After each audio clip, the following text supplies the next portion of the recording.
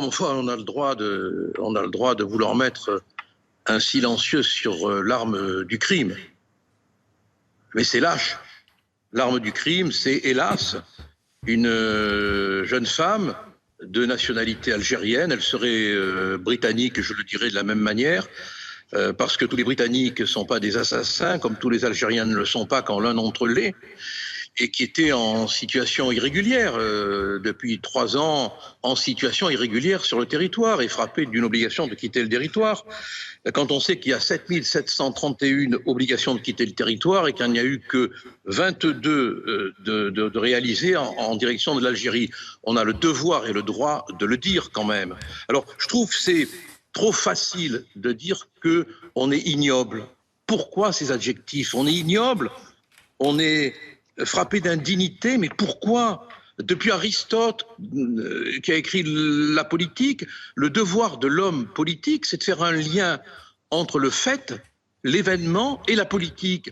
Le lien, c'est le problème, malheureusement, comme le disait Rachida Dati, de la situation de cette clandestine. Et on a le devoir, et moi vous pourrez faire tout ce que vous voulez, me traiter de tout, d'indigne, d'ignoble. J'ai 40 ans derrière moi de pratique des affaires criminelles. Je n'ai jamais vu un crime aussi horrible, quoi, vraiment. Et je pourrais vous raconter les affaires pénales que j'ai plaidées. C'est horrible, il y a quelque chose de satanique. Mais relié à cela, il y a la réalité d'une migration errante sur laquelle on n'a pas de prise.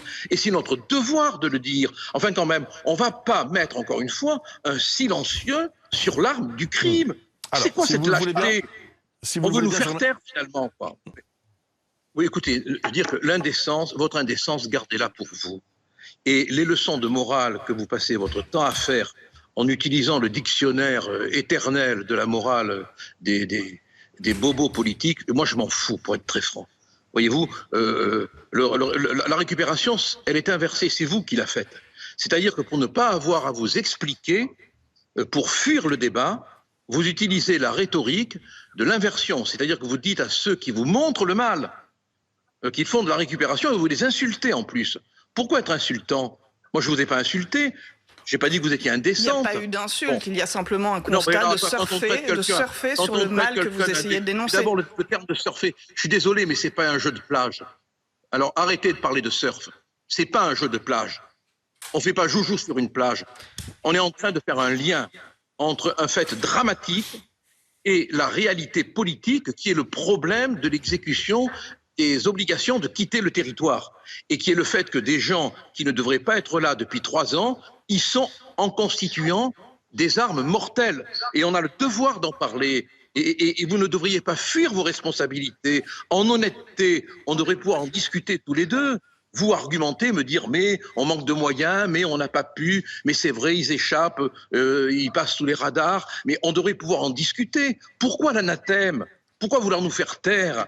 Pourquoi? Parce que vous soumettez un certain nombre d'éléments qui, pour l'instant, nécessitent d'être établis, notamment le fait que la femme qui est suspectée, évidemment, soit rentrée sur le territoire avec une autorisation et qu'elle y soit restée sans forcément avoir cette autorisation ensuite. Moi, je ne veux pas rentrer dans ce débat-là tout de suite, c'est vrai. Je souhaite qu'il puisse y avoir l'ensemble des éléments qui puissent être portés et qu'ensuite, on puisse faire toute la lumière. Sur les sorties de territoire, pardonnez-moi, augmentation de 20% depuis le début de l'année 2022. Ça représente 14 565 sorties. Il n'y en avait eu que, entre guillemets, 12 000 en 2021.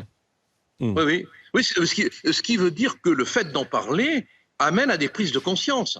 Et qu'on a bien raison d'en parler. Et qu'on a bien raison de montrer du doigt l'inanité, la vacuité du gouvernement. Parce que quelque part, ça le fait un peu, pas beaucoup, mais un peu bouger. D'où l'utilité du débat. Bien évidemment qu'il faut s'occuper de la situation des victimes, et on le fait. On ne vous entend pas dire ça, monsieur Collard. On vous entend juste faire des raccourcis et vous servir votre agenda pour déverser votre haine une nouvelle fois. Mais essayons de débattre intelligemment. Je suis d'accord avec vous pour qu'on s'occupe des victimes. Je l'ai fait toute ma vie, moi. Mais on est obligé, quand on fait de la politique, du journalisme, de la chronique, de la réflexion, de faire un lien entre le fait et les manquements qui sont à l'origine de ce drame. Si on ne le fait pas, on est un lâche. On est un lâche. Et au demeurant, j'ai pas beaucoup entendu M. Mélenchon apporter son soutien aux victimes. Hein.